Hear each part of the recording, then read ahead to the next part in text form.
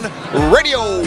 It's your girl Chanel, BKS1 Radio, and I'm here with the beautiful Garcelle Bouvet. I'm paying you later. Hey, I'm the queen of comedy, some more, and right now you're rocking with BKS1 Radio. BKS1 Radio Network. I'm here with the amazing Miss Tasha Smith. How you doing? I'm doing so good. Thank you for coming out. Yes, yes. I really appreciate it. Hello, Denise Boutte. Hey, what's up? Shout out to BKS1 Radio. See you soon. Brick City's finest, J.D. Williams. I'm in the Savage Podcast Studio, chilling at BKS1 Radio. BKS1 Radio. I'm here with the legendary Mr. Dick Gregory. How you doing today, sir? Vanessa Williams, and you're listening to BKS1 Radio. You might be watching it too. BKS1Radio.com, the place to be, and they're messing with me. Hi, this is Timog, the Last Dragon. I'm at BKS1Radio.com. Hey, this is Jasmine Guy for BKS1 Radio at the HBO Film Festival. Damn loud. Hey, yo, it's your man, Mr. Cheeks. You already know. Come join the cycle, kid. BKS1Radio.com. Mom. Best Kept Secret Radio, and this is Irv Gotti, the Best Kept Secret. Hi, everybody. We're the Clark Sisters, and you're listening to BKS1 Radio. I'm Antro Rose, New York Giants, and I'm in the game with BKS1 Radio.com. This is Mimi from Love and Hip Hop ATL, and you're watching BKS1 Radio. BKS1 Radio. BKS1 Radio. Who's better than that? Let's go, baby. Wyclef Jean, BKS1 Radio. Let's go, brah. Hey, this is Corey Booker. You are listening to BKS1 Radio. Yo, what up, y'all? This is Vim Rock from Naughty by Nature. You're checking out Live in the Cypher, BKS1 Radio. Keep it here, baby. Hi, this is Peter Thomas, and this is my beautiful wife. Cynthia Bailey from the Real Housewives of Atlanta. And we're chilling with BKS1 Radio. Love. Yeah. What's up? Trigger Trench up in here rapping for BKS1 Radio. Doing it like that, hard body style. Underheard. What's up? It's your girl Monifa, and I'm hanging with BKS1 Radio. All right, y'all know what it is, man. It's the evening time, the official Storm Warning Show. Yes. And you already know how it's going now. First of all, let's clap it up. Welcome everybody to the Storm Warning Show. Yeah! You know what it is, WBKS1.com. Yes. I'm amped up. I'm excited. Wow. Hey, man, it's Thursday night. You know how we do here. BKS1 Radio. Salute to the world.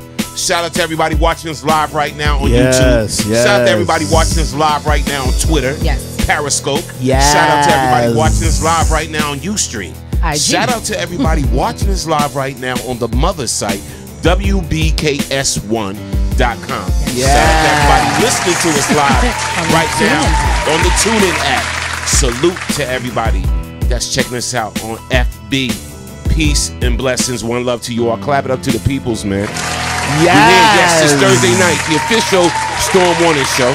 Shout out to Gigi Rice. Shout out to Holly Ray Carnegie. Shout out to T. Kim Ross, everybody trickling in. Shout out to Hayes Lizzie. Shout out to Sammy K. She's in the building. Shout out to Barb. Shout out to Princess. Man, everybody on check. Shout out to Catherine Allen. Shout out to Julius Gray. Shout out to Tweet on the check-in. Shout out to Demetria on the check-in.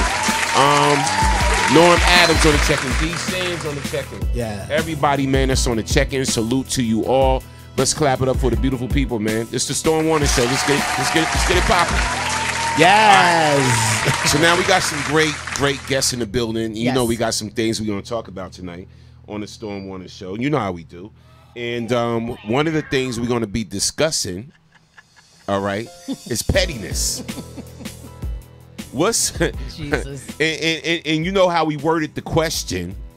Like, what was the pettiest thing someone done to you or you did to someone? I want you to keep it 100 and keep it real on the Storm Warning Show. So not just relationships in general. What was anything? In life. Okay. Anything in life. and we want your complete honesty. What was the pettiest thing you done to someone or someone has done to you? We want to know, and you can call in. The phone number is 646-233-1302. You already know where you at, man. Storm on the Show, BKS1 Radio, baby. It's your man, Storm on the General. I'm amped up because I want to hear some of y'all pettiness. I know some of y'all out there. It's petty as hell.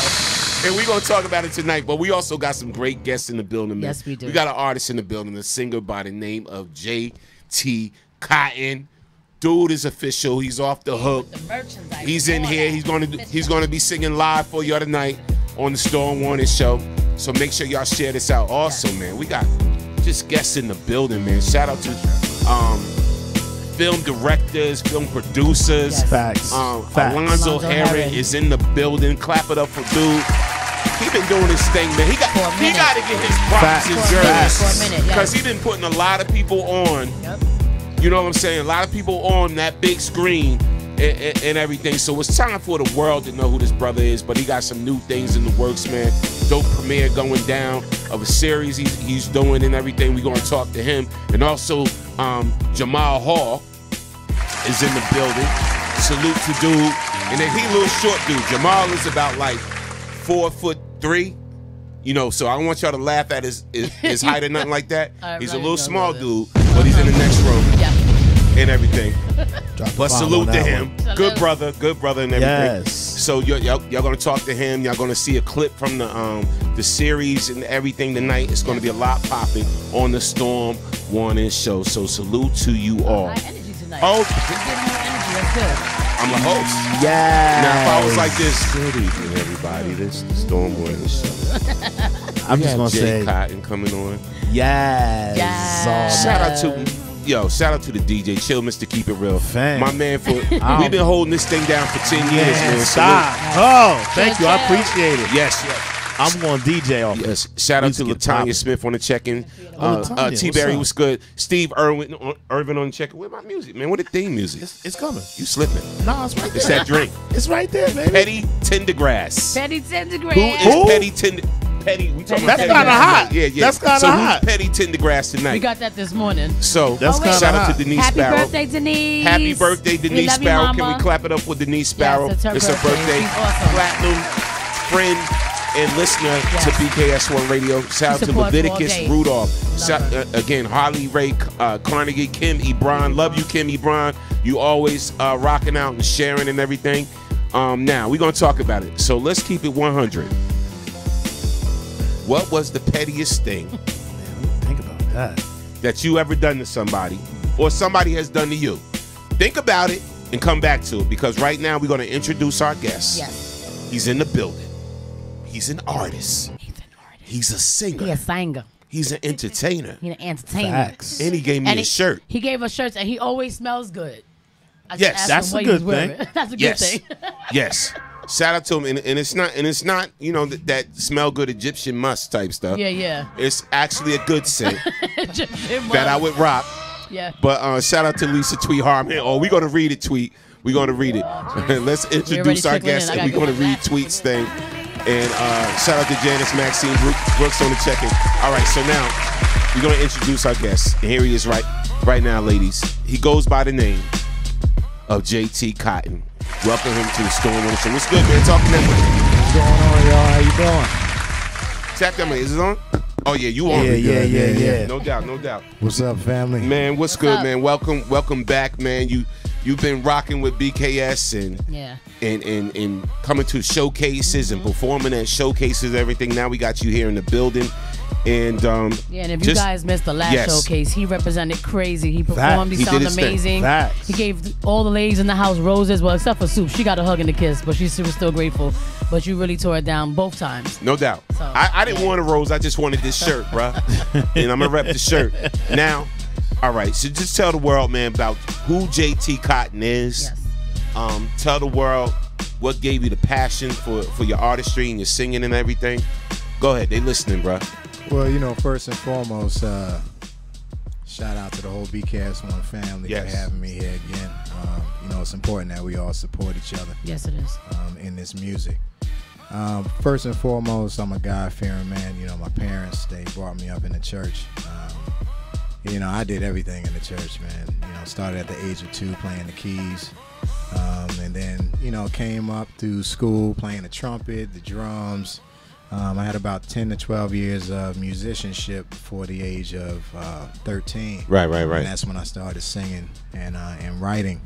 I'm also a father of 4, 3 girls, 1 boy.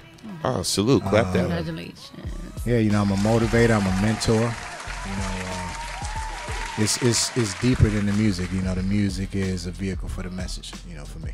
Right. Now, okay, I see a lot of people in the game, man. But what keeps you hungry in this music business, and what keeps you passionate about it? And also, what's some of the things that you feel is missing in the entertainment and the music business game today? I'm gonna answer the second one first. What's missing is this. You know, all of it is show and tell. You know, look at me. You know, for me, repeat the first question again. Oh no! What gave you the whole passion for it, man? Oh, like, yeah. Really. Now let's keep it real. I'm gonna be totally 100. Okay. You're not always feeling top notch every single time. You know?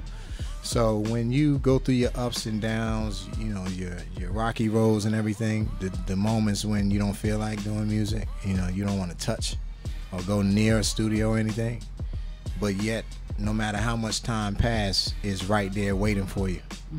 You know, so music has been, I'm not married, but music has been like my wife. You know, no matter what has happened, it's still there, like, listen, let's rock out.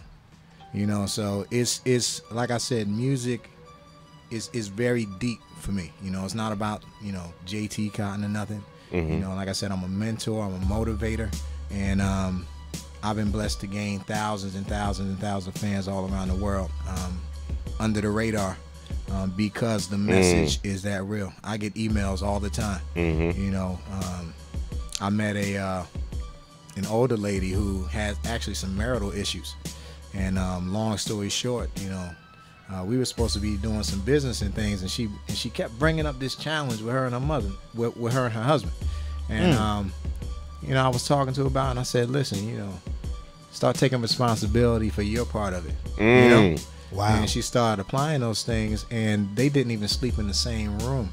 And then they started slow dancing and singing because of this song, Moment of Appreciation. Wow. So we're going to go right into that, man. Moment of Appreciation. Yeah. The title. Moment of Appreciation. Yeah, where that come from, and who produced it, who wrote it. Talk about that. Yeah. Shout out to Justin Melody, the music producer on the record. Shout out to my co-producer, Ed Reed. I executive produced the whole record. It's actually a re-release. Okay. I pulled all of my releases, and once I connected with Ed Reed, I wanted to make sure the record was done the right way. Right. You know, and put that time in. We put over 30 hours into the record. Wow. Okay. You know, okay. That's what's up. You know, so we had to make sure it's done correctly. No doubt. My musical process, not only with this record but any record, I have to connect with the music first. I have to have a spiritual connection with the music, and then once I connect with it, I always ask God what He wants me to say.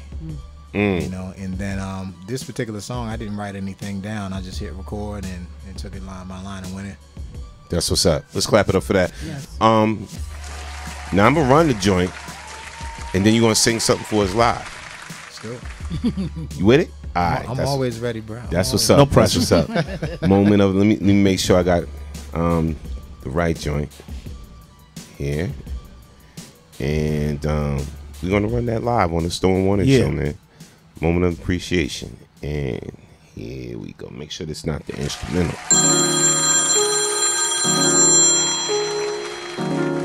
Hey. WBKS1 Radio. What's wrong? JT Cotton. Relax. I'll see you when you get here. Pouring bubble bath, hot water running, starts to fill up, steam around the bathroom, walk in the kitchen, food is preparing, check the oven, just then you walk in, this is for you. Appreciate all you do for me. Know I love you. Know I love you. Yes, I love you. Yes, I love you. And I care for you. I dedicate it to you, baby. 'Cause you're one of the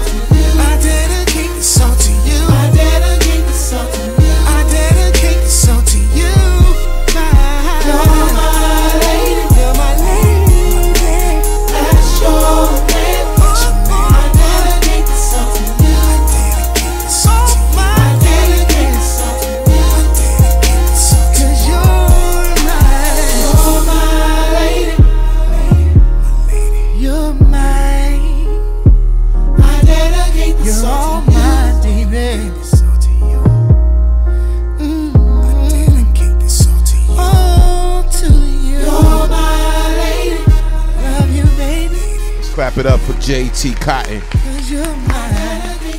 I'm feeling this joint. Yes. I like it. Baby making music. Yep. is missed in the game, in the industry. Somebody in the comments said that's sexy as hell right Yeah, there. let's read some of the comments. Okay, here's some of the comments. Todd Ingram, he said, haven't heard nothing like this in a while. Positive, real music. Big up, JT Cotton. Yes. Salute, clap it up for that. Much respect. And Lisa Tweet Carvin, let me see. I seen she had a comment. Said something fresh. Let me see. She's doing, yes. She said, that's sexy right there. Let's see. I'm gonna find it. Oh yeah. She said, "Oh wait, now that's sexy as hell right there." Okay. When she gave claps. I'll give it up for her. No doubt. But everybody's just showing it love, man.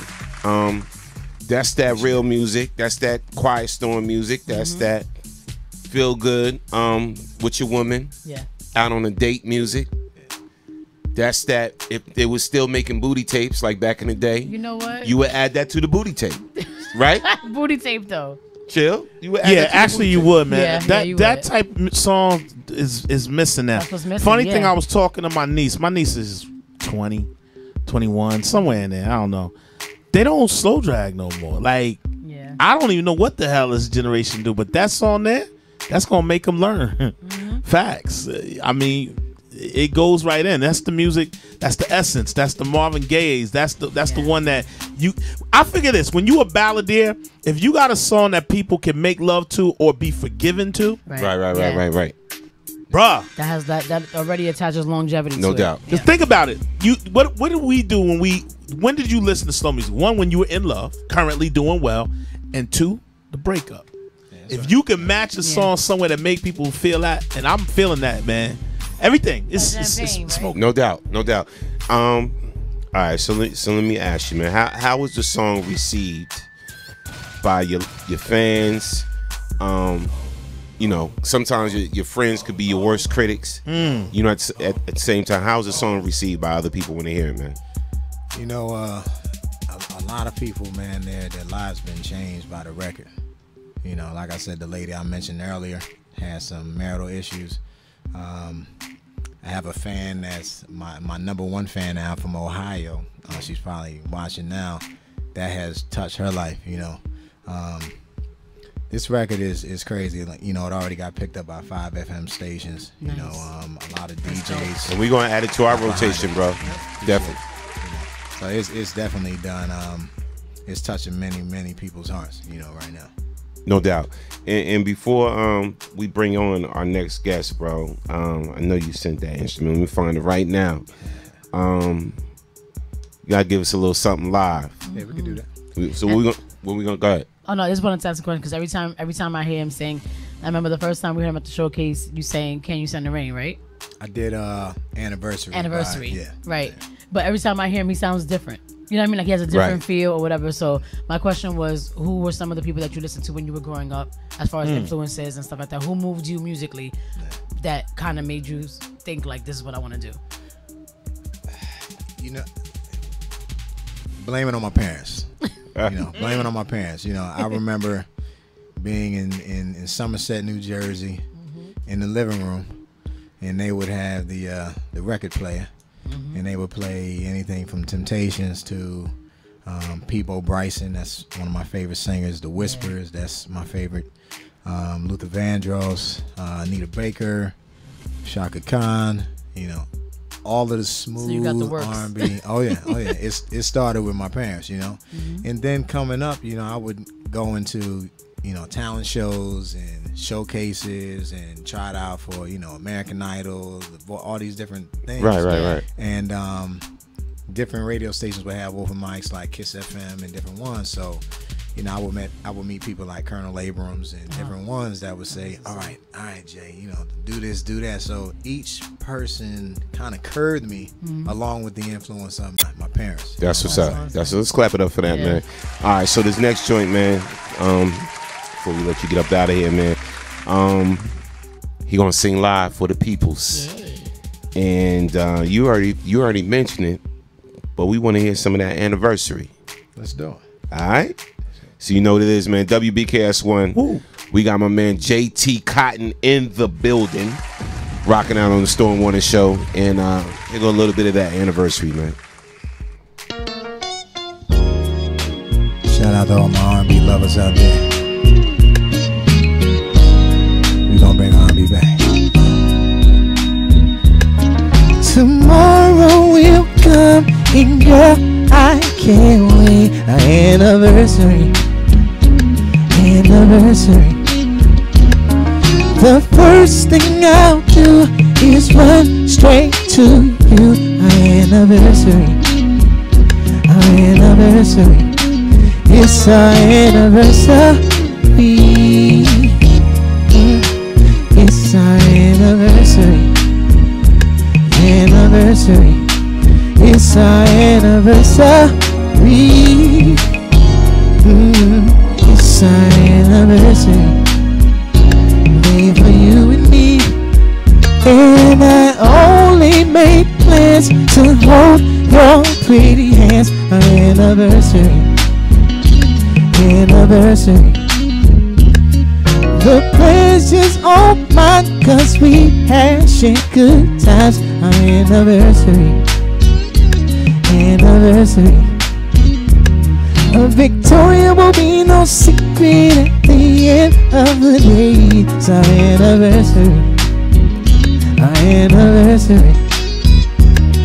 A small cup of tea, then we'll come see me. It's our anniversary.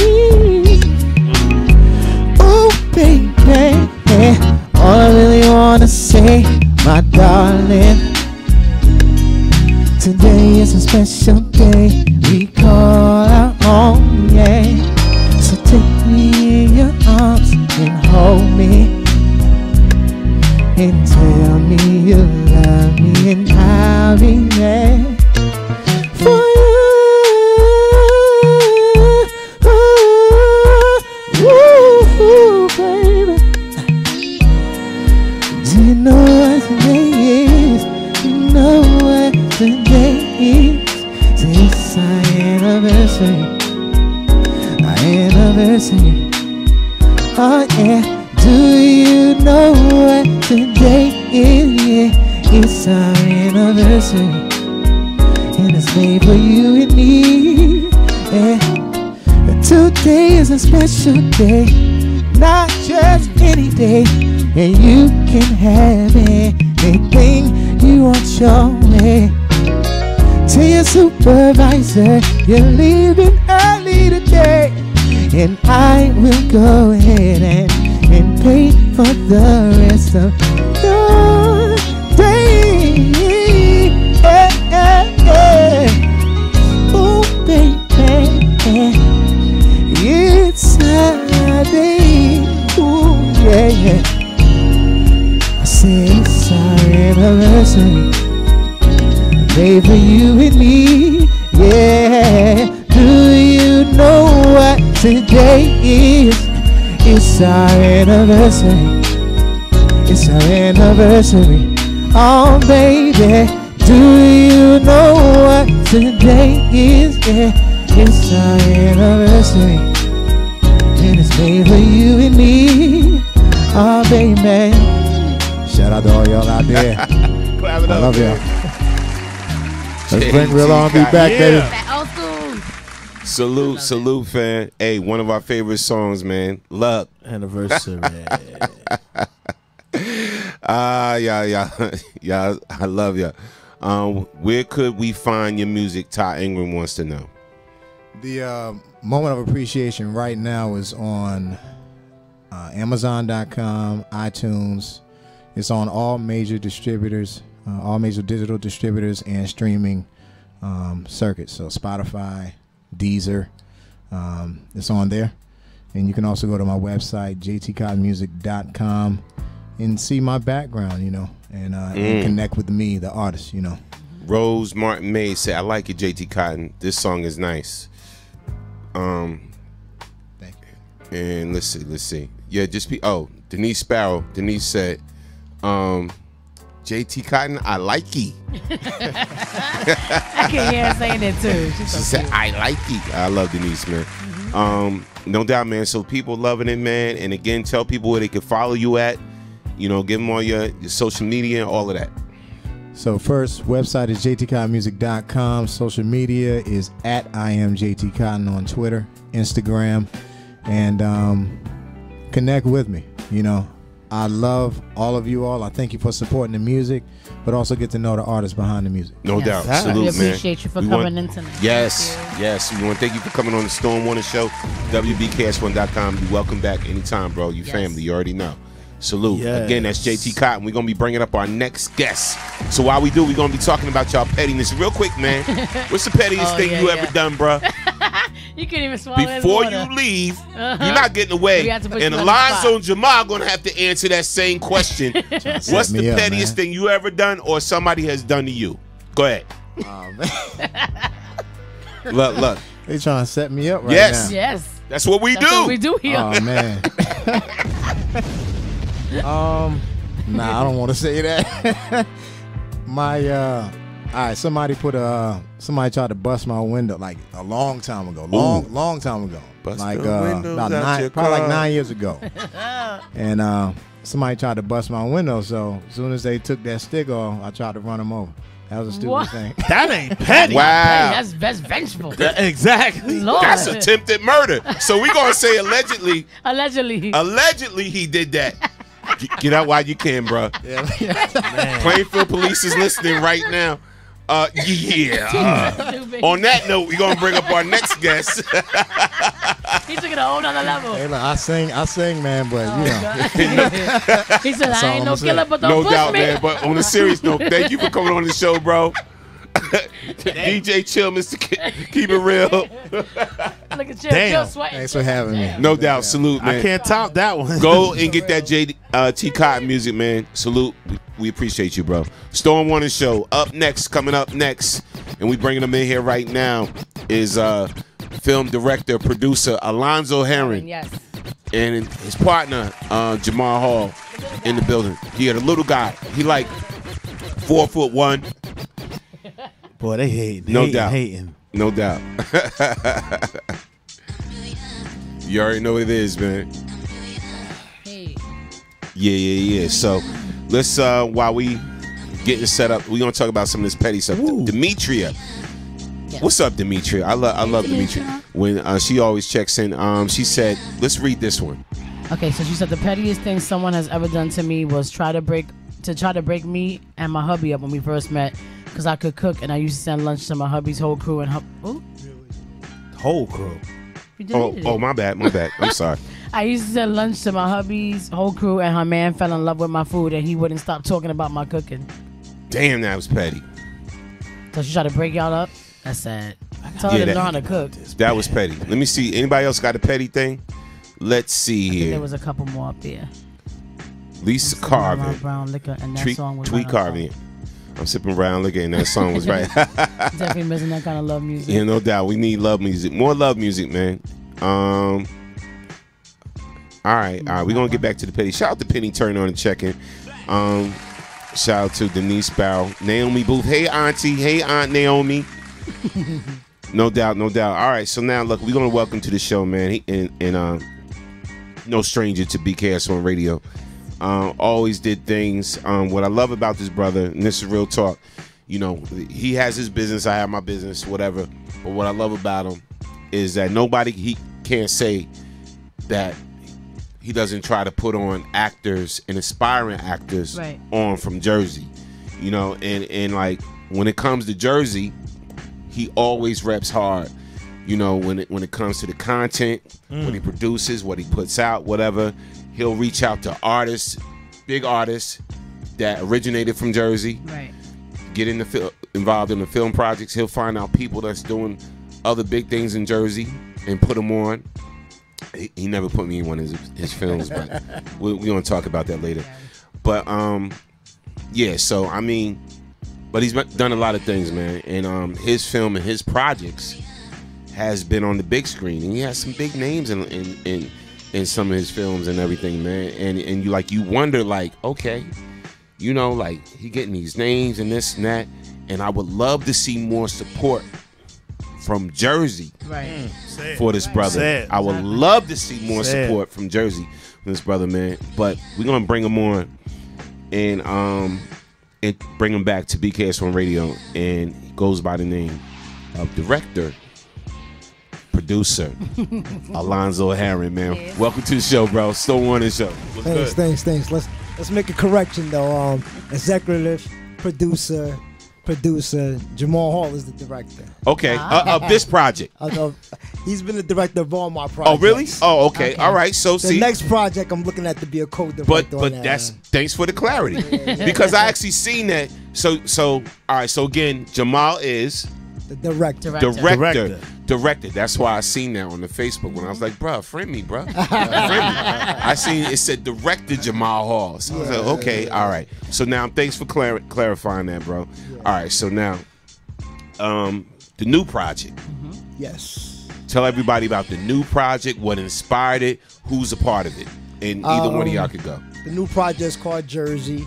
It's a 4-episode series, and you know, pretty much like I said, I did 3-4 features, and you know, from talking to different lawyers and different people, they were saying that, you know, a lot of new networks are looking for content to where that, you know, they could keep it going.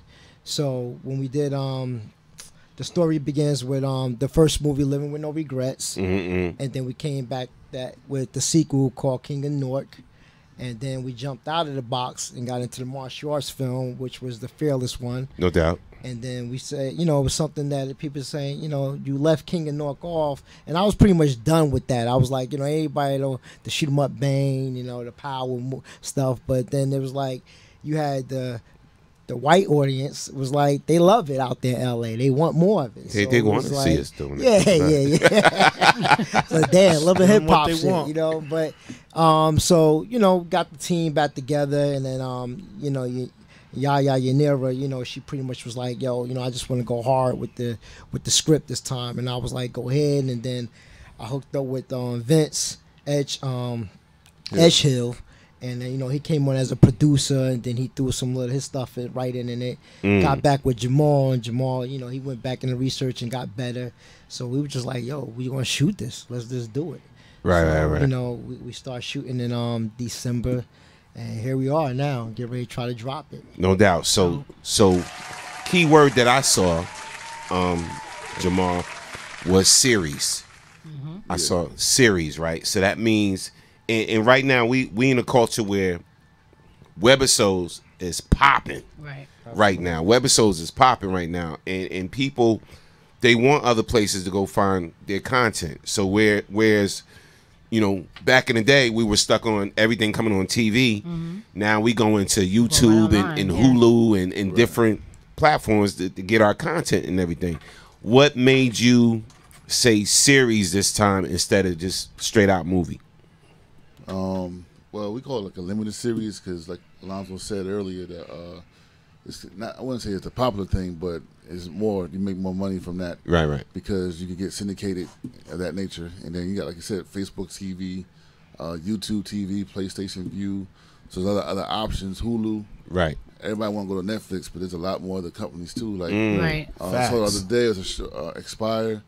And I think Ink Masters on Expire or something like that. So, you know, it's just a lot of different things that's out there. So a series, you can develop the characters more, gives you more time to tell the story rather than rush through it and try to crush it into 90 minutes. Absolutely, yeah. Talk about, and either one of y'all can take this question, talk about the casting of this particular series. How important and how critical was it to cast the way y'all did for this particular series? Well, as far as with me, it was like, you know, I do casting calls through all my projects from, you know, backstage, not back page Norm. But you know, like I go to, you know, a lot of, you know, put on a lot of different sites where New Yorkers, people out of state, people have came from Connecticut, and you know, shoot, people's coming from like Atlanta just to be, you know, audition. And it's funny, once the movie project done, you got Jersey. Oh, ain't no real Newarkers in there. Ain't no real Jersey people in there.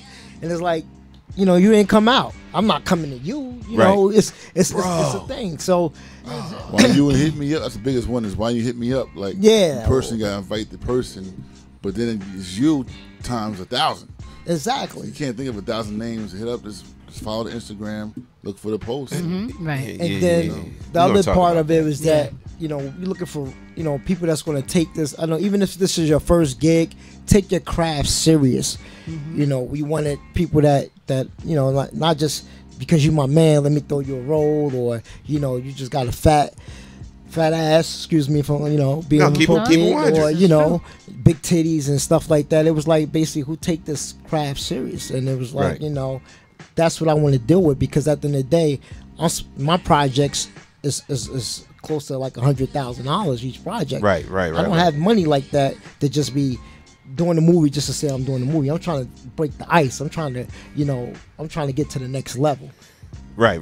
And I noticed that with your projects too, man. One thing I could say, I was like, okay, yo, he put some money. He found the money. And so when you get a title, like, when a lot of people don't understand, like executive producer, and then the director is critical, but like executive producer, whatever, they finding ways to make things happen. You know what I'm saying? To make $100,000 look like $2 million, right? You know what I'm saying? Exactly. So I get it wholeheartedly, and it's like, and I've seen the game, and I know people involved with certain film projects and everything. But like I said, one of the things is, I hate the overcritical people that's right from your own town, right from your own block, or whatever like that. You know what I'm saying? It's like everybody has something to say without knowing the blood, sweat, and tears that goes behind a project. Exactly. And trust me, I experienced too. Giving something in my town, I get people hitting me up.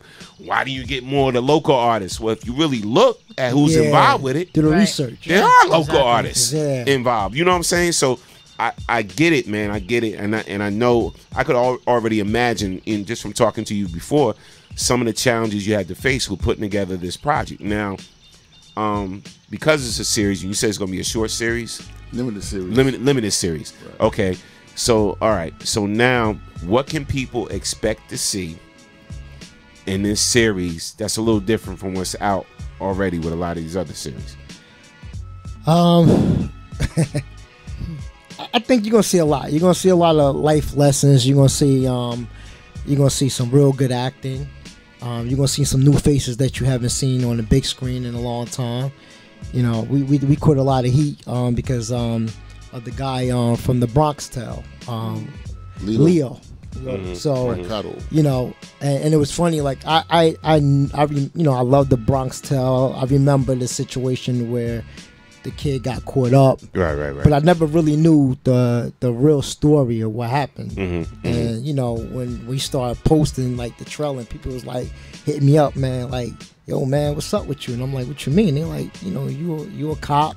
This guy killed the cop, and you know, and I was like, wow, I really didn't know the real story. So you know, at the end of the day, I don't judge nobody. He did his time. Right. He did his debt to society, and from talking to him after that, it was like he really made a mistake. He didn't go to jail for the murder or the shooting party. He went to jail for the robbery. Right. And you know, at that time in his life, he was caught up into a whole drug addiction. But you know, if we want God to forgive us, we got to forgive other people. Oh, let's clap that up, man. So, facts. You know, write that down. That's episode 5. Yeah. So you know, it's just that I think, you know, it's the storyline. I think the script is straight to the point. It's not all over the place. I think it's going to be catchy, man. You know, it's definitely going to be catchy. What's the difference between doing a limited series and doing a whole movie? Like, is it easier? Is it less challenges, or is it the same? They can be a little bit more challenging than a movie because there's more room for loopholes in the script. Exactly. And certain characters might disappear. You gotta reappear them, bring them back because like you watch the episodes on TV. There's some episodes where it has nothing to do with the main storyline. They just need to fill up that episode so they can say they have 10 or 9 episodes. Right. So a lot of stuff like that, and just really just telling the story, like I said, is more in depth. So there's a lot more writing to it in terms of character development. And like Jamal said, earlier, like basically you don't have to rush this character in 20 minutes or 5 minutes. You can really take your time and develop the character. Just like Power, Power is a phenomenal, and like it was so many times you hated Ghost Son because he fucked up so many times. So you develop this character, you still hate him, but that's character development. So hopefully with this and we putting it out there, like I think we got deals on the table right now, and it ain't even dropped yet. So I think this is the one that's going to break open the door for us. Yeah, go ahead. Let me take this. I want to not go off, but I want to talk to you guys as directors, writers, and producers. When you make something, I was listening to your filmography and everything, and it seems like a lot of it was drama, things of that nature. When you go into making a movie, what's more prone to success? Like, in other words, comedy, drama, science fiction, like thought patterns like that. What comes to your mind? Because I think a lot of times I look at black classics, like we tend to think of like Friday. Is there a difference with that as a filmmaker? Do you think about that? It depends on what pleases you. Like me, I love drama. I love suspense. But they are, like you said, classic comedy. It depends on what pleases you and your vision. Like I went to go see. I was telling Jamal, and I tell a lot of people, I went to go see Superfly. I don't know if y'all seen it. I wanted to go see it. How was that? I haven't Great, seen it yet. Excellent. I heard it was really good though. It was very. I'm glad good. you said that because I was that like, director, his vision, man, his vision to take something similar from the back in the day, but in this day version, and the story he was just trying to, he was portraying. It was great, man. It was great. So is comedy harder? And I just bring that up. You just gotta. I think with comedy is about timing and the editing. Like the way, like you just say, somebody could walk in and shoot somebody, boom, bam, that happened. But for somebody to laugh at a joke and for the audience to capture it, it's a timing with the editing, facial expressions, and of course the punchline. And I was going to say this, and forgive me, I don't want to seem hung up on it, but I got you guys here, you're professionals, and I've always been curious about this. And the reason I say, and I tend to think comedy, really who you get in the comedy is what it's really about. Because if you get someone who's not really quote unquote, you might have seen someone who was an amateur on open mic night. He was hilarious to you. You put him in your film. But then if you get somehow Kevin Hart or somebody who's up and coming, is that obviously there's a greater chance of it to be as successful with the bigger stars. Is that correct? Yeah, it does depend on what names are attached to the project, especially in this industry. Yeah. But like you said, you want somebody that's naturally funny. You know how some people just overdo it. Yeah. Just overdo it. Trying too hard. Like, so I'm trying to think. When we, like, Mano was good with ad libs. He'll say a lot of funny things that wasn't in the script, and we keep it in there because it's naturally funny. It's funny. Natural. He's funny as hell. Yeah, he's real good. He's real. He's and we pulled it out of him in King and Newark, and then even and now it's like he just naturally. And then like I said, you got a lot of people that like even I just said, guy, I need somebody to play this gangster role, and I actually went to somebody that like, you was that dude. You that dude. You put him in front of the camera, you be like, what? Like, he's a joke. He needs to be a comedian because he can't pretend to be what he is on camera. So it could go either way, man. It could go either way, And just for the fan, I'm sorry, man. This is I'm finding the time here to give these questions in. For those out there that are listening, and I want you to give us the apropos definition of these things. What officially is the difference between a director and a producer? The biggest thing is like this. My job role is once the script is written, he gives it to me. I take it down, break it into parts, into storyboarding, camera angles. So for example, one scene can have about 10 to 12 different angles. And in those angles, we decide what lens we're going to use, lighting, and then the coloring. If we wanted to be a dark scene, like we got a party scene in the series, so I use blue to clear filter on the camera to give it like a bluish tint to feel like it's a party. Right. Things like that, you know what I mean? And then the special effects part, I said, all right, things what we can do, what we can't do with the budget. And so the producer's job is to make sure everything is on track and it's rolling. But there's a lot of roles in producers. Some producers are good at scheduling. Some are good at ordering parts and props and stuff. Yeah. And some are just good at time management of the whole project. So, the overall visions is whose? Beyond, like it's a shared thing. Executive producer and the director. It's funny because I was gonna ask that question because sorry, Kiss. No, it's fine because we just did the thing with Nitty, so it's like just watching the process because it was beyond just a music video. It's more like a short film. Yeah. So just watching like everybody running around, throwing the filters on the lamp to get the right setting. So I'm just like, it was baffling to me because with regular music videos, sometimes you don't really need all that. You just need a good crispy camera and you're good. Yeah. And that was the question I was gonna ask because I'm like it really depends on a person just creating the content, but then somebody else has to actually give the visuals and give the to basically make it come alive. And that's I was gonna ask the same question, but you answered it. And sometimes it could be time consuming.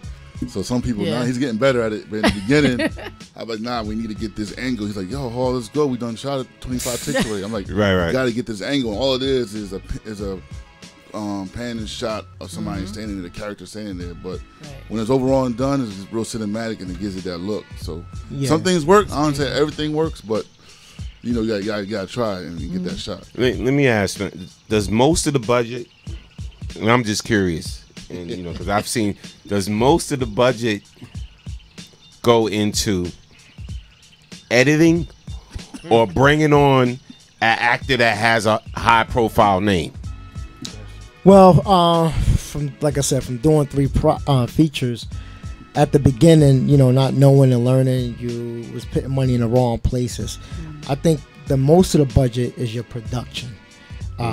Sometimes you try to cut corners, but like I tell a person, I don't care if your project was $100,000, $2,000, $500.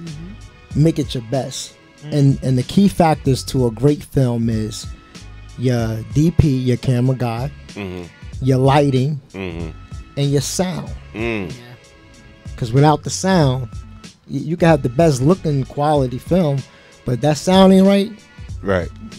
Lionsgate, Netflix, they don't want to hear it. Right. And that's just the reality of it. And lighting means a lot, man, because it brings out your, when the person goes to color grade it, your skin tone complexion. It bring it out better, clearer. It just, some angles you could be like this. It can make you look like you got a black eye. The background. I mean, you just learn so much. And I try to tell people, like, just put your money in your production, but also you do want to have names. Don't get me wrong, they come at you, I want this, and then you know what, you tell them, listen, when you learn how to shoot, you say, I need you for 4 scenes. We need you on an 8-hour day, and this is the budget. So here's my thing, and I know just from talking to you, and I'm quite sure Brother Jamal, history of certain films that's been made, like Friday, when they first did Friday, I heard that was like $30,000, and because most of it was shot from a porch and this, that, whatever, and the budget was very limited. Hollywood Shuffle, he paid for that film using multiple credit cards and everything. We had Robert Townsend was a guest on our show. He was a guest on our show. Robert Townsend, you know what I'm saying? And he shared a lot of information with us and everything. And he was like, look, man, it was multiple credit cards. It was this, that. It was people working overtime at their jobs to pay for it and everything. But it was very limited, but it turned out to be a cult classic. Of course. So a lot of times people think like, oh, the more money we put into this, the bigger the film going to be. No. But does it really start with the writing and the content? Yes.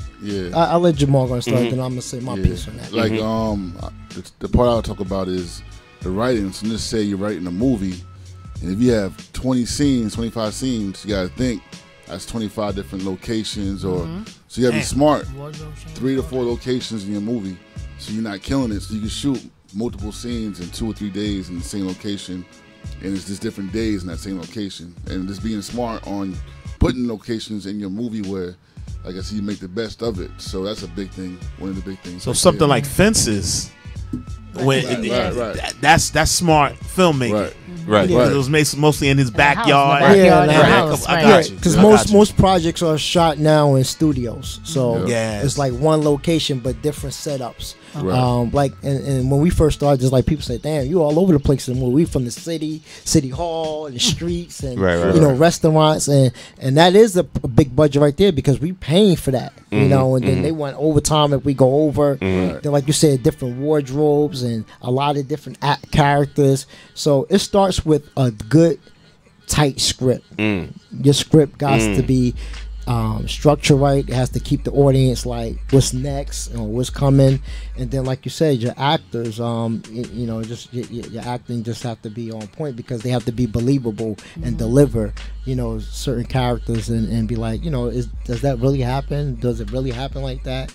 So, you know, it means a lot, you know. But like I said, back then, I mean, it wasn't too many of us making hit movies like that. So now it's like everybody's doing it. So it's a competitive thing out there. So it's real hard. And but don't get me wrong, I get calls from LA all the time, but a lot of times they try to hit you with that they want that third party contract, you know, and I'm like, listen, man, I ain't doing that. I ain't hungry like that because, you know, I did something like that with my first one, and you know, Amazon Prime made a killing off my movie. Redbox made a killing off our movie. But then at the end of the day, it's like I'm waiting for a check from a third party, and I'm like, nah, man, like, you know, and come to find out, I'm like, yo, what's going on? I'm not like 50 people was hitting me, not 100 people.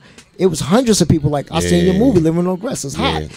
From out of state. And I'm like, yo, listen, man, I'm going to have my lawyer sue Amazon and that company because I don't have a contract with them. And then he's like, oh, man, you got like 30,000 coming to you. They're like, what? Let me tell you. You know? Film distribution is the new drug game. I'm telling you right now. That's another kind of hustle. So it's crazy. It's like, you know, I had to just cancel that contract. So, you know, when people call me, I get the calls and I tell them I'm not hungry and I'm not signing no third party contract. I don't mind giving anybody a percentage who can coordinate the deal, but it's going to be Royal Family Films and, you know, Storm and Storm got his percentage and Royal Families get his and we're going to get ours together. Ain't that I'm waiting for yours to clear and all that. I'm not doing that. Right, no doubt. Clap that up. Now, okay, I'm gonna run this clip. Man. But I know y'all got a premiere popping next week. Yeah. And everything. And how many episodes y'all gonna show? 3. 3 episodes. All right. And where's the premiere gonna be at? Newark Cityplex Theater in Newark on Springfield Avenue. What's up? Newark Cityplex. The phone lines are open. I see y'all calling in. I just want to get these questions. Get the tickets in. Boy, them tickets right now. Eventbrite. No doubt. Call back. We'll get you the lines. People trying 10 people trying to call at the same time. All right. So check this out. Now, and it's funny too because I've been to like some of his premieres and everything like that. They be lit. People being there. You know, red carpet. Well, he doing right. Right. So again, this is going to be at Newark Cityplex. Okay, I'm trying to take. You see me trying to take the call, right? Take the call. Yeah. I'm trying to take this call. But the premiere is again July 26th, Thursday, Cityplex, Newark. Premiere for Jersey, the series. I'm gonna run this clip real quick. So call wait. And let me run this clip real quick so the people can see what it is and everything, man. We in the building with Alonzo Heron and also Jamal Hall, man. And again, this is their project. Let me make sure I got this project. I'm talking all this crap. All right, here we go. All right, let me take. I can take the call. Caller from the 908. State your name where you calling from. You're on the Storm Warner Show. What's good? Yeah, man. I'm just calling to give a shout out to these two brothers that are there. They hired me for some films, and that's all I wanted to say. Shout out to you, Jamal. Shout out to you, Alonzo. You're tying at the phone line. Answer the phone, man. Yo, what's going on, man? I'm sorry, brother. I'm trying to give y'all some shout-outs, and they don't want to answer the phone. I'm saying, man, I told you stop using that voice on my phone, man. I told you about that, man. Dennis like the Midnight Marauder. I can't But that jokes aside, man, for a lot of people that don't know, I'm going to say this and get off. For a lot of people that don't know, Alonzo hired me for my second film that I ever was in, which was Fearless One. Yeah. And also gave me a spot in Jersey as well, too. So, but I just wanted to say, man, y'all brothers keep doing y'all thing, man, and I'm, very extremely proud of you guys, but even more so to be a part of the project. So, I'm going to let some other callers call in. Y'all have a good night. All right. No doubt. Bro. Stop laughing, Jamal. I can't help it, man. Yeah, we should find somebody, a dude, to talk real high. I want to see you in the morning, Dennis. So you have Dennis going, what's going on? And he'll be like, oh, not much, man. Everything all good, baby boy. It's great. That would be hilarious. That would be funny as hell. High pitch and low pitch. Too funny. Yo, low pitch, shut He the had fuck to say up, his man. name. I knew who that was as soon as he started. Yeah. When you hear the voice, you already know, man. Salute. That's the dude. Yeah, he's really into the action and stuff, and Oh yeah. big dude. He looks the part though. Oh, yeah. He looks the part though. Yeah. Can't take that away from my bro. All right, now we're gonna run this clip, man, and I'm gonna run the clip first, and then y'all tell us what's going on and everything like that. All right, you already know what it is. Again, we here with Alonzo Heron and my man Jamal Hall in the building, man. You know what it is. Throwing on the show. BKS on radio. Here it is. And I ran for mayor, and I won. Teflon, can you believe that? I'm the king of North.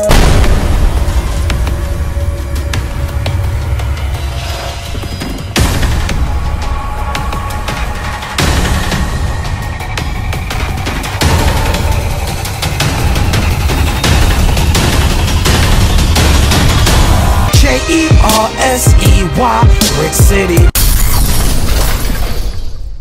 And I ran for mayor, and I won. Teflon, can you believe that? I'm the king of North.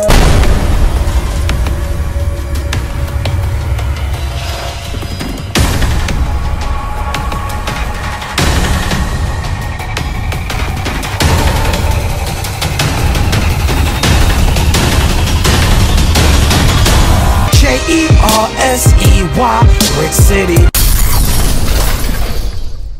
And I ran for mayor. Yeah. That looks like it's gonna be dope. I'm feeling that. Yeah. Like I said, y'all have that wonderful actress Terrell Hicks in it. That wonderful actress. Yeah. Saturday. No, what? She's Terrell? very professional. What? That's Belly I right already there. know. Stop playing Very Ambron sale. Come on, All right, man. no, I did it years ago. I couldn't get her to wear that the see-through thing like she did in Belly though for me. That ain't gonna happen, bro. She loves the Lord. I know she loves the Lord. No doubt. Let me tell you, I did a remix for when she was signed with Motown, and she had a song called "Distant Lover." Yeah. And I remixed it and everything, and my man Grand Poobah was on it. Yeah. And everything. That's my production years. You know what I'm saying? When I was heavy into music production and everything, and that's how I got to know Terrell Hicks, who she was, but great actress. Yeah, definitely. And I'm actually for the next project we're gonna do, I'm definitely gonna use her again. She, I like working with. Shout out to the homie Safari. He came out. Safari was in that. God, yeah, he's in the scene. How was it working with him? Because I know he's a character. He's good. I ain't gonna lie. At first, I was like, man, I don't know. He's gonna be real picky and kind of He came in with his little red fur and his little pouch, and he came by himself, rolled up. But he was down to earth. He was like, he gave you more than what you respected, and even when he came out to my birthday party, he was just like, he performed, and he just, he got a great personality, man. And it's crazy. You can tell the difference between like a professional actor, right, and somebody just starting out. Because we had the guy Chuck Zito, he played on Oz and a whole bunch of stuff. He was the president way back at the Hells Angels or whatever. Yeah. But we had a guy extra on set.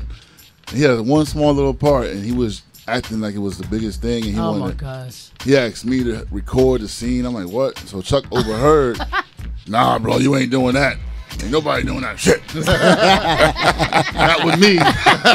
Ain't no joke. Big white dude talking crazy. No joke. No social media, all that stuff. So, but you can tell like somebody that takes it serious, like you said. Yeah, man. Somebody that just there just to be on camera. So I mean, there's a lot of that's real good, workable. Echo's cool. Yeah, shout out to the homie Echo. You know, he played in the Fearless One, and you know he's back here in Jersey. And we actually teaming up to do the Fearless One 2 together. So, you know, the next one, you know, is going to be another major hand in the pot this time, making decisions. I had a quick question. Havoc Mobb Deep was cool, too. Yeah, Havoc was cool. And, you know, shout out to, you know, everybody have their own little thing about her, but Sophie the Body, you know, she did her thing, man. She came, you know, knowing her lines. She knew my lines. She was trying to tell me the lines. So you know, she was focused. She did a thing. I mean, everybody, all JoJo Simmons, you know, he came through strong. I think this one has definitely stepped up. So you know, JoJo's up there? Yeah, JoJo's in it. You know, so you know, a lot of everybody came through. You know, but you know, let me tell you the things that I am pissed off about, and I will say this at the premiere is that, you know, you got people that's in this project and always, you know, coming back. You know, I'm looking forward to the next project, Lonzo. Looking to work with you, but they don't want to promote themselves, man. Like, it's not about me. It's not. It's about the project. It's about yourselves. This is how you open up doors, you know, to the next level. People, you know, I had one guy telling me, "Oh, I need a trailer by myself," and I'm like, I don't make the decision. I'm like, I'm not even on the flyer. Like, you know, I don't do that. I let Jamal do what he do. He can make a great trailer. I need a trailer. I'm just as popular as Maine on, and I'm like, yo, my man, like. Bro, at the end of the day, it's about the project. Everybody makes it about them all the time. I produced, and I'm not going to go there because shout out to the city of Plainfield, but they gave us the control of the budget this year for the concert in the city. We bought some hitters. They wanted a classic old school concert. I done got Surface, Allure, Sky, the group Sky, some hot bands, like 3 hot bands was in it, but everybody that was in it was official. Dude from The Voice on NBC, whatever. It was official concert we put together. I got like, and I ain't putting nobody on blast, but like 3 of the artists was like, yo, can I get my own flyer by myself? And the same thing, man. Same, like, it's not about you. Right. It's about a nice production for the city.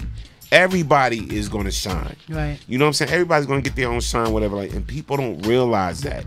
So, you know, I get what you're saying. That's what I'm saying. Like, some of the challenges you face, I already know. Yeah. You know, but my thing is, when you put somebody on in a project like your projects or whatever, and you know, you giving some shine to them or whatever, and like you said, it's like, everybody should be running with it. And everybody. Right. Everybody should. I don't care if you was waitress number 2 drinking, got a drink right now. You better promote that. Drink promote or whatever. The shit out of it. Promote that. Yeah, promote that. And her family needs to be showing up at the premiere, and her cousins and uncles and whatever needs to be showing up premiere just to see waitress number 2, and then the overall production. You know what I'm saying? And it's like, I get what you're saying, and it's like, you know, oh, okay, wait a minute, they ain't showing my episode.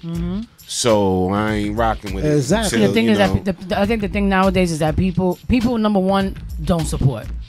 I've noticed that. Like, we always try to encourage people to, you know, to support, and not even just because it's somebody from your hood or somebody that you've known for a long time. My whole thing is like, the times are different. Back in the day, I remember when we used to line up at, you know, The Wiz and HMV and all these stores to purchase CDs. Yeah. For hours online. I used to be in there for hours. I was like, that was my hobby. I used to buy CDs all day. I didn't spend money on nothing else but buying CDs. And now it's like, people don't understand, like, yo, like, a lot of money goes into making movies. A lot of money goes into making even the smallest of productions, even if it's a short film or something. And it's like, okay, these people thought of you to even make you a part of it. So the least you could do, even though you're gonna promote it for yourself, the least you could do is out of appreciation and just be grateful that somebody even thought about you to put you in their project. Yo, just post the shit. Like, I don't understand. Exactly. And then they get mad when you don't call them back for another project. Yeah. That's what kills me. Oh, it's definitely changing the game. Yeah, like this but then you one, get people like Mano, you know, because like, we've been around Mano so many times, and like, when I say he's a character, but he's smart. Yeah. Like, he's such a like articulate, intelligent dude. Like, I would want to work with him. You get what I'm saying? So when you get people like that, and then they don't give you no issues, then you got like this little, hoity-toity, rinky-dink, like where you came from. You ain't done not one production in your life. Right. But I gave you a shot, and they be like, yo, who's calling you? Like, who's calling you for right? Like when and it's crazy. That's ridiculous. Here's my thing, and I'm gonna say this, and this is real talk. So, and it's like, again, I started off this interview saying how, like you put a lot of people on in Jersey on the big screen that never been on the big screen before.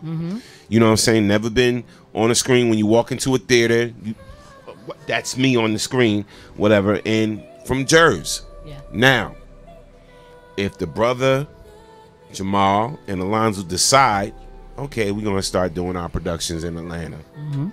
We ain't getting that support like we want to from Jersey. Or we're gonna start doing our productions in Canada. Or we're gonna start doing our productions in Hollywood. Or whatever like that. You know what I'm saying? Then it's like, I'm dogging them out. I'm dogging you out, yo. You ain't repping, or you ain't gonna rep Jersey. You from Jersey or whatever like that. I've been trying to do it in Jersey. Exactly. Y'all haven't been rocking with me. And sometimes, I hate to say this, and I say this, but I say it all the time. The biggest support you get is from strangers and out-of-towners. It'd be the biggest support system. To support that, what you said, the Fearless One, we're on our 6th film festival. We've been to Las Vegas. Matter of fact, next month we're going to be in Las Vegas for the Action on Film Festival, the Fearless One. But we got way more love outside of North Carolina, L.A. That's crazy. All the different film festivals than almost here in our own hometown for that one movie. Yeah, and everywhere, because you know why? Because you don't have people going with every little shot and every little scene that they're looking at going, oh, you know what?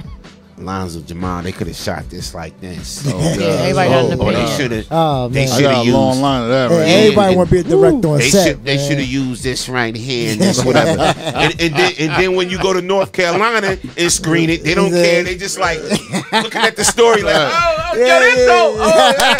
You know what I'm saying? True. And it's like, I see that with the station and think about it, right? So when people see our reels and our drop reels and like, yo, they got Dick Gregory and Cory Booker and this and that and Jamie Foxx and whatever. It's been a lot of support for this station. Then they want to be on the board. They want to support them. Right. And so I'm like, why I need to take that? We right here. When I had opportunities to go to New York and set up shop, I did. Right. I'm staying right here in my community, wherever I got a house in this town and whatever like that. I got this business with my friends I've known for years, and this is our 10th year anniversary. You know what I'm saying? BKS1 Radio, and we did some major things. Absolutely. So my whole thing is, it's funny, bro. It's like I watched you move, and nobody can tell you about your growth more than you. Right. You feel me? So like, I'm quite sure you look at each project you do and be like, from your first one, and you be like, wow, remember we was using this type of camera? And we was doing this that way, blah, blah, blah, blah. And and then you look at what you're doing now and you see the growth yourself. So you don't really need, I call them the backseat directors and the backseat executive producers. Like, say, oh, you should have did this. The film is out already. Exactly. Film is done. This is the way. This was our vision, and this is the way we saw it. So I get it. It's annoying, it's annoying because it kind of goes back to what Alonzo said earlier about how people expect you to hit him up personally. Yeah. Like that's one of my biggest pet peeves. Like, it's like we have social media for a reason. It's funny because they'll watch your stories, they'll be on your posts, they'll like what they want to like. And they see what you're posting. They know, like, okay, if I'm gonna I'm gonna throw a post up telling you about an event that's gonna happen, especially for directors and producers or whatever. Like, I'm giving you an open opportunity to say we're gonna have a casting call for this day. I just did it. There's no reason why I gotta hit up, because I've had to do it. When I say I'm done, we're hitting people up through personal text like, oh, we have an event this day, because everybody's always complaining. Yeah. But I've invited people, the same people. I'm talking about especially family. God, don't even get me started. Like, we have a show. We got this, we got that. Whether I'm getting you in for free or I can't. Or if it's just like, yo, just even still, like, even like my brothers, whoever support me.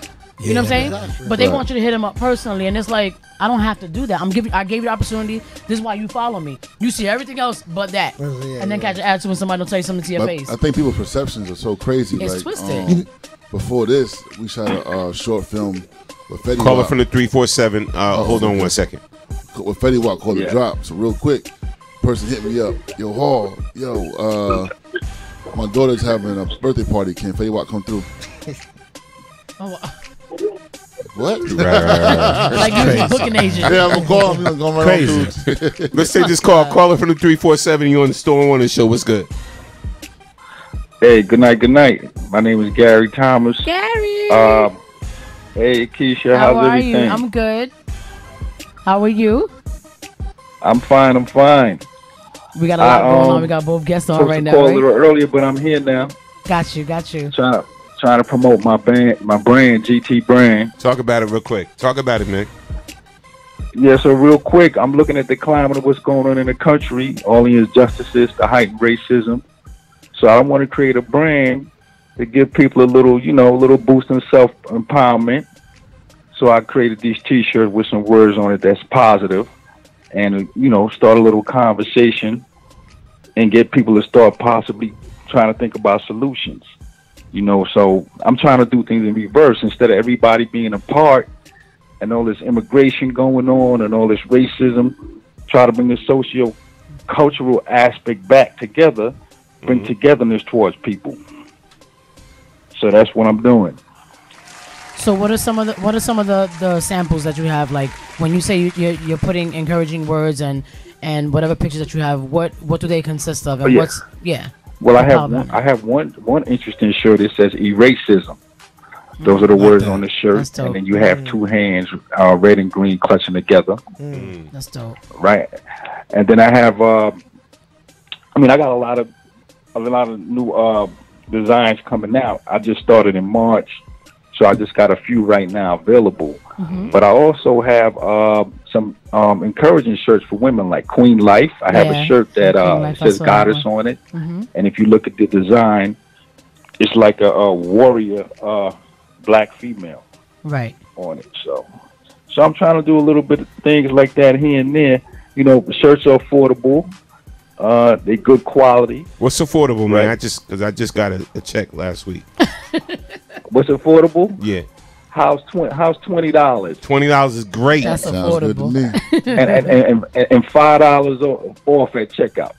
What? Oh, that's wow. what I'm talking about. Yeah. I'm looking at some of your product and it looks good too. And Gary's a good dude. We met Gary a few years back, and we just always met up when we were going to events and stuff like that. And I just kind of caught up with him. With Sean. Yes, with Sean. Yeah, Sean Crazy Up. Hopefully he's good. Where Gary's from? Where you from, Well, Gary? I'm originally from Brooklyn, but I live in Long Island now. And I met Akeisha. I think the last time I saw you was on the boat ride when you had a little function going on. That was a while back. Yeah. Yeah. No, but it's definitely No, dope. that's not true. Oh, wait, wasn't it the last Barclay? time I saw you was at Down Key. Right. At Drew's. With DJ Mr. C. Yeah, Mr. C, and you remember Grandmaster D had a birthday party. Right, at the birthday party. Yep. Yeah, me and Grandmaster D are good friends. That's awesome. Now let me ask you a question. The concept is phenomenal, but in my mind, I got to give you props on that. But there had to be a starting point that you said, "Yo, I'm going to do this. I got to make a change." What was the event? What? Whether it's an event or something happened socially, what clicked in your mind to make you start saying, "Yo, this is something that's got to be done"? I've been looking at this for a while. So, I like to do community things. On every Christmas I go out there. I help with little toy drives. With the kids. I'm just looking at everything that's going on. You're looking at all the police shootings. You're looking at the young boys out there dying. You're looking at what's going on with Trump and immigration. I think the real trigger that really pushed me to it was when Trump got elected. Facts. That'll do it. That's been a trigger for a lot of stuff. And then the second catalyst was now when Kaepernick took a knee. That's interesting. So I looked at that and I said, "Hey, look how much change he's bringing about just by making one statement." And look. So I said, you know what? This is a good idea. And that's how I started the line. You know, it's funny. Now that you say this about the Kaepernick thing, I find this very interesting. Sometimes minorities, and I'll say minorities, sometimes they get caught in the cause, right? And while it's hot, they stay in it.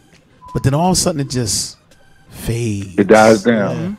But this Kaepernick thing is still on fire because today the NFL rescinded some of the rules because they had re-ruled something, and now they're kind of going back again to do it over again because they don't.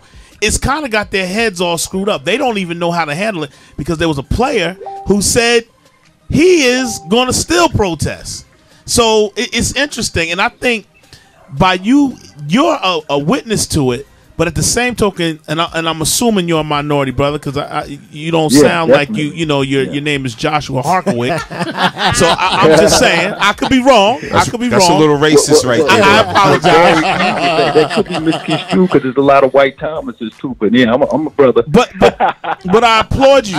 I applaud you. You know what I'm saying? Because now, and I'm praying. Like I said, it's good that you on the show tonight. And this is my first time hearing about it, and I'm all in. You know what I'm saying? I want to see if I can cop a shirt. I'm going to wear it with whatever we do. You know what I'm saying? And that's what we're supposed to do. Throw it in the movie. You know what I'm saying? No doubt. Oh, wow. It's supposed to be that way. You know? So I applaud you, fam. What I've been finding out is like starting out as a black business and trying to push that type of movement, you know, through your brand and through your clothing.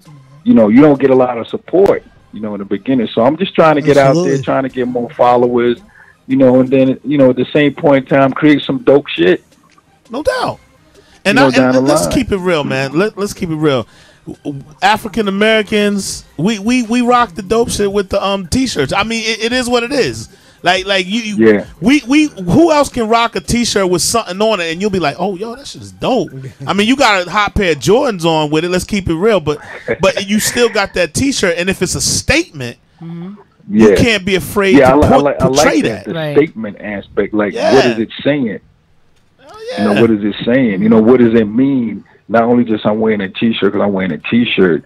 Like I want people to look at the shirt and say, you know what? There's a concept behind that. Let's start a conversation about that. You know what I mean? Let's talk. Let's figure out some solutions. Let's unite. You know, I got a shirt that's coming out down the line. It has the African colors, and it's called Unite or Perish. Oh wow, okay. Unite or perish. And if your concepts is rocking, man, people gonna notice. I tried a concept. I said, "Don't tell my wife I'm divorced." You know what? It didn't work. I thought I was going to get some nice young girl, and she was like, "You know, you a fool. Get out of my face." And then when I went home, my wife was like, "Why you still wearing that shirt, stupid?" So I'm just saying. Hey, but real you talk, create a conversation. Don't tell my wife. But not for nothing. That's one of the things that pisses me off about, like, especially like positive things, like when you guys are creating movies to kind of rep for Jersey, and like when you think about how everybody's always like, oh, money making Manhattan, this the Bronx, whatever. Like we all have a certain, you know, something that comes from where we represent. And at the end of the day, nobody ever wants to support a t-shirt line that has a positive. Nobody wants to support movies. Nobody wants to support, and we're all putting money into this the same way Jordan puts into sneakers. And y'all will go out and buy the same damn sneaker every other year when they re-release the shit, but you won't put $20 into a shirt or go and support somebody's movie premiere. Like I can see some of these white t-shirt lines. They create a shirt with nothing on it. Nothing, and they make. And make you pay $65 for a damn. But what's crazy, and it's not even that. It's about the priorities. I feel like starting out. I'm struggling. We have our priorities messed up, man. I was just going to talk on that. I love them. I'm a big fan. I love 50 Cent, right? But we'll go buy a Get the Strap t-shirt talking about violence and pistols, but we won't get a shirt like you promoting harmony and everything, right? Think about that. Think about that. It's true. If 50 put out a line today on G Unit and it got Get the Strap, that will sell out. It will sell out. But you put a shirt Kings and Queens, right? You know, because it's 50. But the small guy who nobody knows could be putting out something dope. But because he ain't got a big name, you know, people won't buy it. No doubt. So negativity is how you get rich.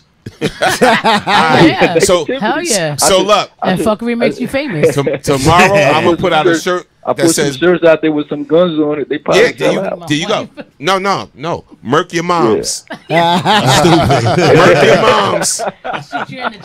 Gonna be #1 seller. Everybody, Drink the church juice. Exactly. You get that new Murk your mom shirt? That's crazy. He only sold it for $90. It's crazy, man. It's crazy. $50 to sell out. For real. I wish you the best, bro. man. Real quick, man. Tell everybody where they can get at you at. Tell everybody your social media, your links, your website, where they can get your product. Okay, man. no problem. On Facebook, I'm at GT Brand, GTBRAND. On Instagram, _GT Brand. No doubt. My Gary at GTBrand.net. That's my email. The website is up. Check it out. Take a look at it. Shirts are $20 right now. $5 off at checkout. And I'm just trying to get on the map. That's all. No doubt. I appreciate Akeisha Mendez for hooking me up. Dang, got the whole government out there, Gary. No, we appreciate you too. It ain't like it ain't public now. I know. Nah, but wait, bro, she ain't got her papers yet. So that's dirty. Hopefully Trump's not watching. No, but we really appreciate you, Gary. Like when I first saw the t-shirt line, I wanted you to talk about it. Immigration t-shirt too. Lord Jesus, I know they need some love. Just don't put my face on it. Yo, fam, what we're gonna have to do is get you in the station live. Yeah. Bring some of your product through. Let's show the people your product and everything, man. We're gonna have you back as a guest on our show. We're gonna be having some stuff with BKS coming up soon. Once we talk about all that, maybe you can come and set up shop and do some vending. Absolutely, that'd be dope too. I see a dope jean jacket on this. I appreciate that'd be awesome. We appreciate you too, Gary. Thanks for joining us, man. And we'll be talking to you soon. And we got you on the support too. Okay, have a good night. Thank you. You too. Have a good night. So wait, I learned something tonight. Akeisha. Lord, it's Akeisha. We know. Everybody says it different. I let him live with that. I kind of dig that. That's that Latin black right there. Let me go back. Keisha. My name was supposed to be Akaiza Lay. So my father gave me Akeisha because he felt like it sounded like Keisha. It was more common. He felt like nobody would remember it. Let me go back to Thursday. It's either Akeisha I like or Kiss. Because we're back here on the morning show. Yes, we are. So we're going to be talking about the Jersey series as premiere well. for Jersey again on the morning show. Oh, that's what's up. Yeah, and everything. Oh, and question. Speaking of which, are you guys also setting up? Are you gonna do like go big with your production and stuff, and actually like set up like soundtracks and stuff like his Mano? You know what I'm saying? Like giving music for the everybody wants to get paid for everything, So with that being said, not everybody. Some people do want to just help and. Yeah. You never know. Very little though. Very little. Very little. Ask AZ. Yeah. Who? Yeah. No, I wasn't trying to be funny. Who you said? AZ. Oh, I'm sorry. Eventually, like I said, we did a small soundtrack for the Fearless one, and we're gonna put something together for this one too. Okay. But like I said, a lot of independent artists. Yeah, but the next project I'm looking for bigger. The next one I'm trying to make it a SAG project. We're gonna actually, like I said, instead of me coming out of my pocket, I'm gonna take the time out and really try to raise some funds because there are funds out there. There are people that have always wanted to invest into. Since they see what we're doing now, they can see the vision. If they could add a little more to it, where it could be. So I'm definitely taking it to the next level in this next project. No doubt, man. I'm telling you. Look, I'm sorry. Holler at your boy, man. He been playing me out on 4 projects. Yeah, man. You don't know. We can always use a janitor, So, bro, gotta start from somewhere, right? I could be a good janitor. See, look. You know what? We done had TLC Network come in here and shoot us. We done had UPN. He gonna give me a janitor. I'll be the best janitor there was. I can too. I just want to say what you say in that movie. You get a movie, just have me walk by. What you say? That's all I want to do. Just keep walking. That's it. That's my part. What you walk by like even if somebody punch. Yeah, that's it. In my janitor line. In my janitor line. What you say? Could you move, please? I'm trying to mop the floor. Yeah, stand Why late. you gotta do the shucking and jiving motion though? Like really? Jesus Christ. Nah, but I had a quick question. Real quick. Out of everything that you guys have already done, from your first project to your last to now, what is like your ideal dream project? Why are you laughing? Are you reading comments? Yeah, Dennis. I'm reading comments. Dennis said, I want to fight Norm Alonzo. Set it up on film. Oh, you know what? I can't. You have to read it like him. You can't read it like that. You say, I want to fight Norm Alonzo. Set it up on film. I can play Dennis. No, but like, what would be like your dream? Yeah, go ahead. Your dream project, and is there somebody as far as like actors that you would want to work with that you haven't yet? So kind of part A, part B. The biggest will definitely be like a autobiography movie about a very important African American person. Yes. And I mean, almost anybody from Denzel to one of my favorites is Idris? Chadwick Boseman. Nope. Got the lazy eye. What's his name? Oh, Forrest Whitaker. Forrest Whitaker. Yeah. He's a you know what? NyQuil. I love Forrest. Because I only got the part of the janitor, I'm not even going to tell her who my cousin is. That's all right. It's all right. No, Forrest will be dope. Yeah. He's dope. It's a project that I really want to do. It will be an autobiography, and it's based on actually my uncle. My uncle, he was a guardian angel, and he was accidentally killed by a Newark police officer. Back in the 80s. So that's something I'm really working on. Quote unquote, supposedly. Yeah. Now that I'm retired, coming for y'all. Wow, So, that's crazy. But yeah, you know, God bless the soul, Frankie Melvin. But we're gonna. That's a project that I'm really doing some research on and really trying to put together out. So as far as working with somebody, I would like to work with 50. 50, he's brilliant, man. The guy is smart. So he know how to hit these networks. He know how to pretty much, use them to his advantage. And it's not that he's cocky. He's confident. He know what he got, what it takes. Yeah, so that's, good dude. That's a guy that I'm definitely looking to connect. He's highly with. misunderstood. Exactly. Let me tell you. Yeah, we came up with him, and that was always like the biggest thing with him because he didn't take no shit from nobody. He always spoke. He said what he meant, and he meant what he said, and people just didn't respect him strictly for that. And when you tried him, and you got the strap, and you got mad. No, but let me tell you. He's genius. I met 50 in a predominantly Caucasian setting. No, when we were the only black media outlet, BKS1 Radio was invited to the International Emmys. Right. So they invited us to cover their red carpet and everything. We were the only black media outlet, internet media outlet, and they had all types of blogs there. And we looked around, and was like, oh, okay, all right. And like certain, I ain't gonna play nobody up, but certain actors and directors, whatever, they would bypass us or whatever. And then we got Laverne Cox, Orange is the New Black. She came, she stopped, gave us a good interview, whatever. And then 50, I seen 50 on the carpet, and I was there with my partner and whatever like that. And I said 50-50. And he was walking past all the rest of the media, which was all Caucasian. And he walked past them all, and he saw us. He said, "What's up?" Blah blah blah. And I was like, blah blah blah. He gave us an interview, whatever like that. So the white media, the rest of the media was like, it was feeling some type of way. It was feeling. They was feeling some type of way. What about us, Curtis? We had that, and that's what they were saying.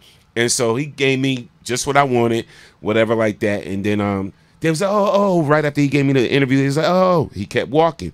So then my partner went and said, oh no, y'all got to do a pic together for the website, whatever. And she's like, excuse me, can we just do a pic, whatever? And all these other Caucasians was clamoring around, and 50 was like, yeah, we can do a pic right here. Stop, shot the pic, whatever, BKS, whatever. Facts. Bounce. The looks on everybody else's faces.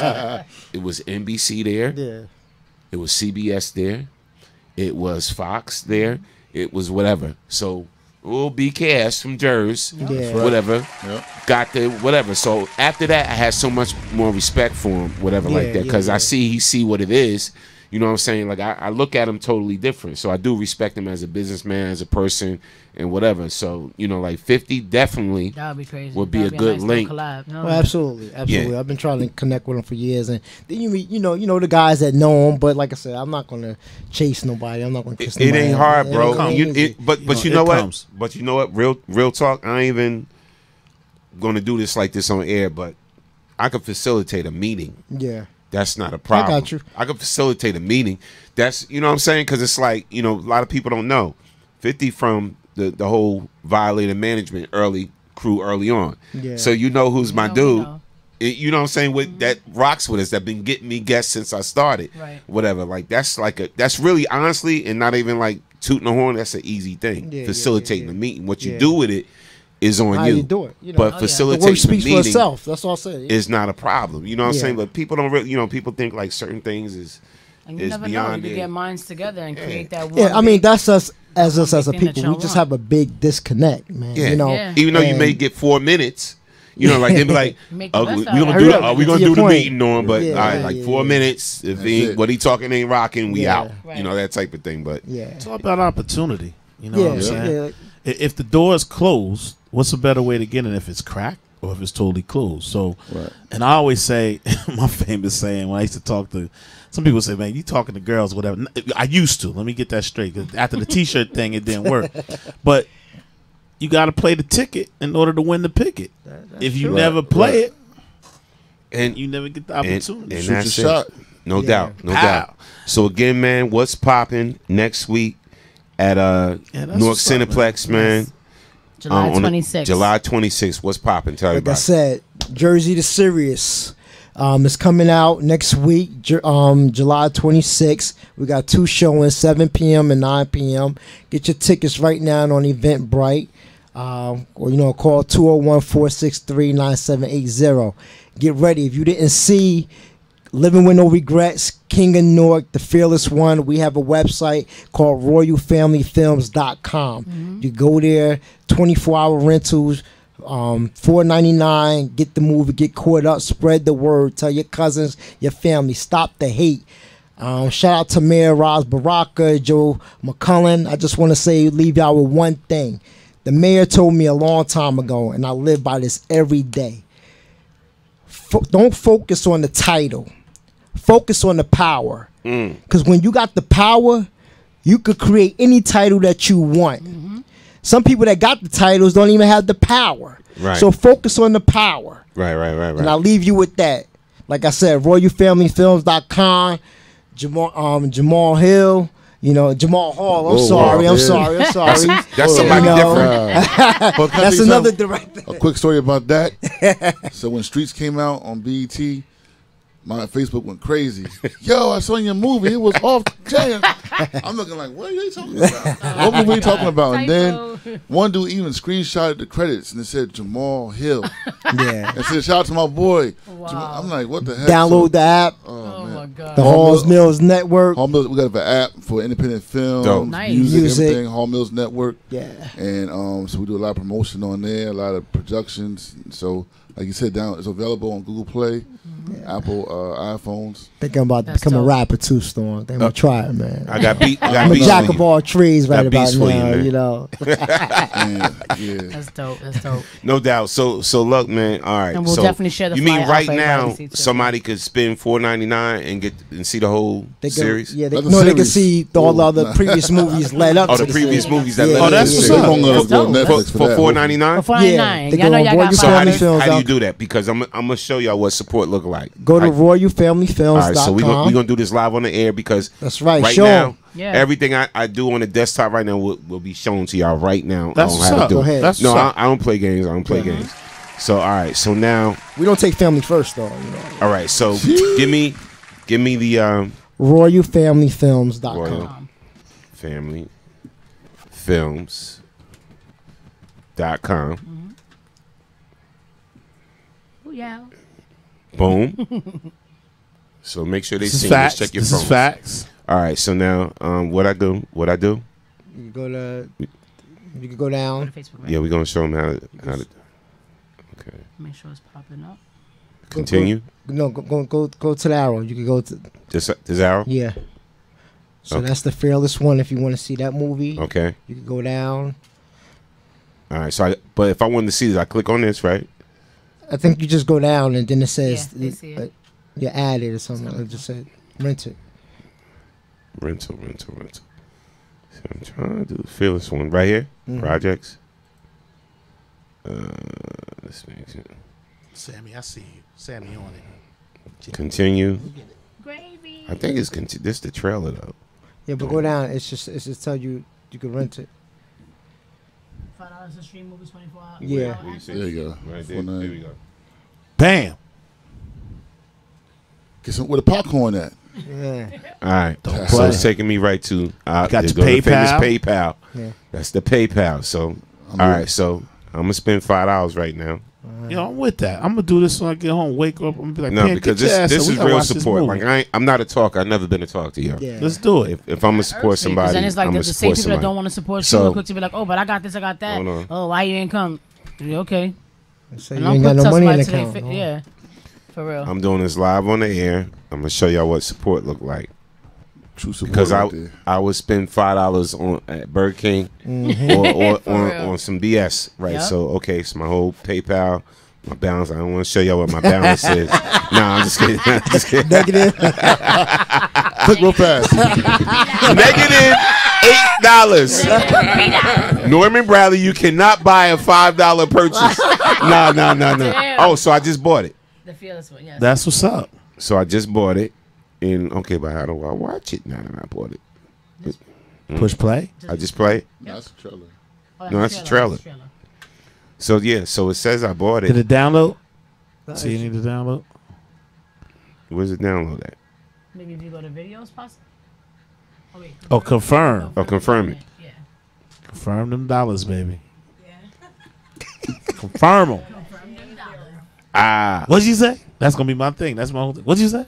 Confirm. my money went through. I could watch There you it. Bam, my $5 worked. Yo, I'm just gonna scroll through and just show y'all. Look, see, I got it. yo, facts. I'm gonna put that on my phone. All right, so now back to the show. Let's clap it up for.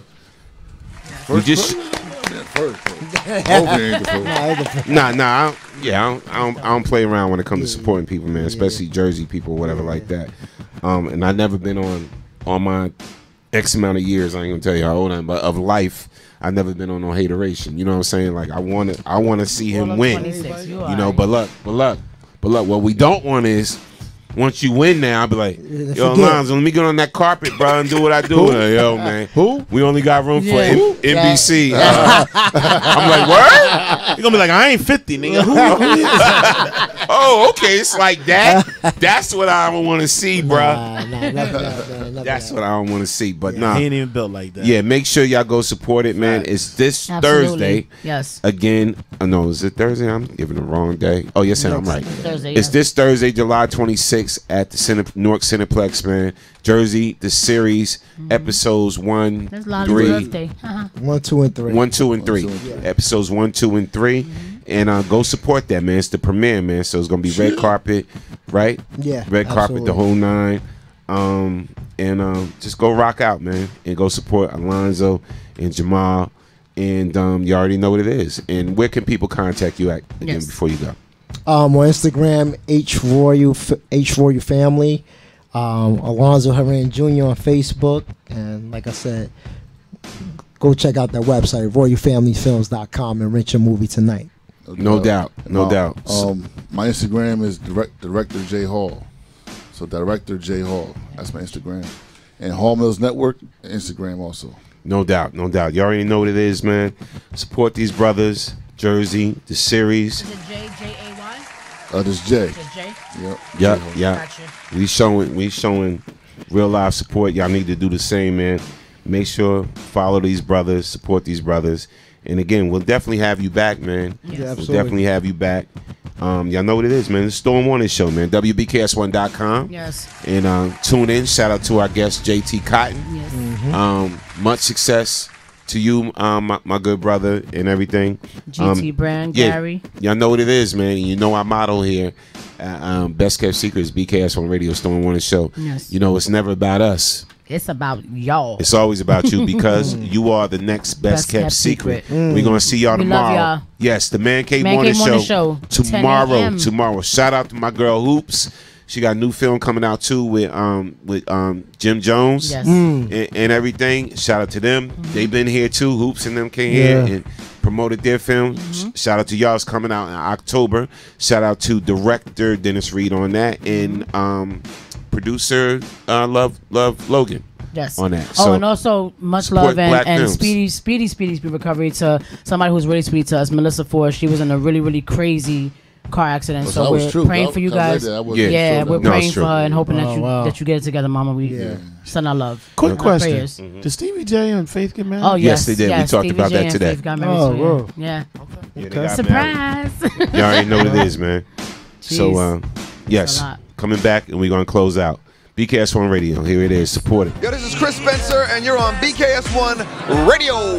Hey, it's your girl Chanel, BKS1 Radio, and I'm here with the beautiful Garcelle Bouzet. I'm paying you later. Hey, I'm the queen of comedy, some more, and right now you're rocking with BKS1 Radio. BKS1 Radio Network. I'm here with the amazing Miss Tasha Smith. How you doing? I'm doing so good. Thank you for coming out. Yes, yes. I really appreciate it. Hello, Denise Boutte. Hey, what's up? Shout out to BKS1 Radio. See you soon. Brick City's finest, J.D. Williams. I'm in the Savage Podcast Studio, chilling at BKS1 Radio. BKS1 Radio. I'm here with the legendary Mr. Dick Gregory. How you doing today, sir? Fantastic, brother, and thank you, and thank you, and thank you. This is Essence Atkins, and this is BKS1 Radio. Jamie Foxx, BKS1 Radio. What's going on with you?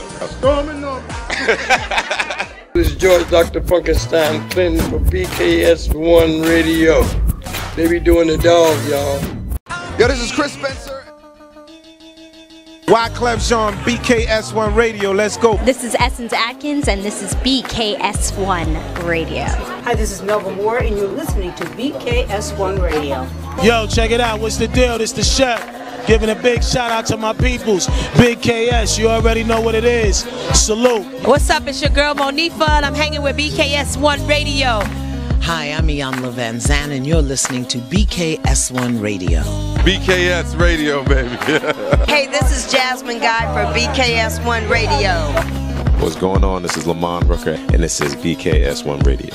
Shout out to BKS1, the best kept damn secret in the business. Hey, what's up? This is Raven Goodwin from BET's Being Mary Jane, and shout out to BKS1. Hi, this is Leon. You're watching BKS1 Radio. BKS1. God bless y'all.